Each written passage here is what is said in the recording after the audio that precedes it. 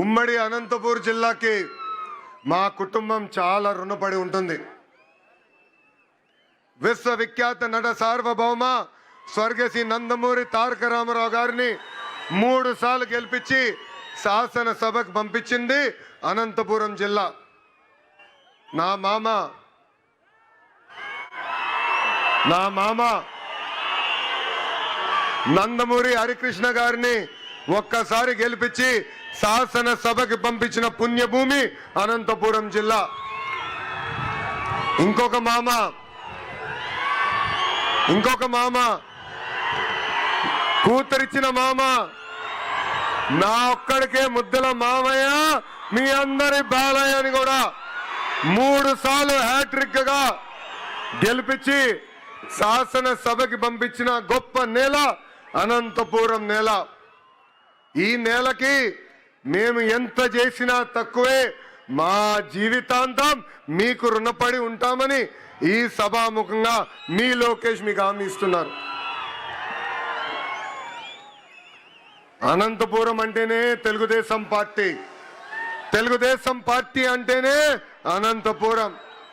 గొర్రెలకి మేత కానివ్వండి, మందులు కానివ్వండి, షెడ్లు కూడా ఏర్పాటు చేస్తే బాగుంటుందని కోరారు. నాకు అన్న సమానమైన నా పవనన్న కూడా పంచాయతీరాజ్ గ్రామీణాభివృద్ధి శాఖ మంత్రిగా ఉన్నారు. ఏకంగా ఆవుల కోసం ప్రత్యేకంగా షెడ్లు కూడా ఆయన ఏర్పాటు చేస్తున్నారు. తప్పనిసరిగా మా కుర్బ సోదరులకు అవసరమైన మేరకు షెడ్లు కూడా ఏర్పాటు చేసే విధంగా మా అన్నతో నేను మాట్లాడి చేస్తానని ఈ సభాముఖం మీ అందరికి నేను హామీ ఇస్తున్నా. ఇప్పుడే పెద్దలు సురేంద్ర బాబు గారు మాట్లాడుతూ నన్ను ఒక విషయం అడిగారు. భైరవ్ తిప్ప ప్రాజెక్ట్ పూర్తి చేస్తే బాగుంటుందని కోరారు. భైరవ్ తిప్ప ప్రాజెక్ట్ శంకుస్థాపన చేసింది తెలుగుదేశం పార్టీ, పూర్తి చేసేది కూడా ఒక తెలుగుదేశం పార్టీనే. కరువు ప్రాంతం లాంటి అనంతపూర్ జిల్లాలోనే కార్లు పండించే విధంగా అనేక పరిశ్రమలు మేము తీసుకొచ్చాం. సాగునీటి ప్రాజెక్టులు పూర్తి చేస్తాం.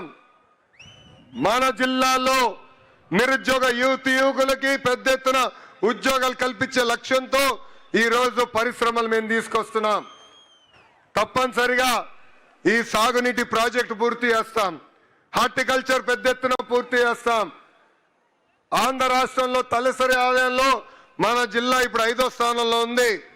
అందరం కష్టపడితే రాబోయే 3.5 సంవత్సరాల్లో 3వ స్థానాన్ని కూడా తీసుకెళ్లే బాధ్యత తెలుగుదేశం పార్టీ తీసుకుంటుందని ఈ సభాముఖం మీకు హామీ ఇస్తున్నాం.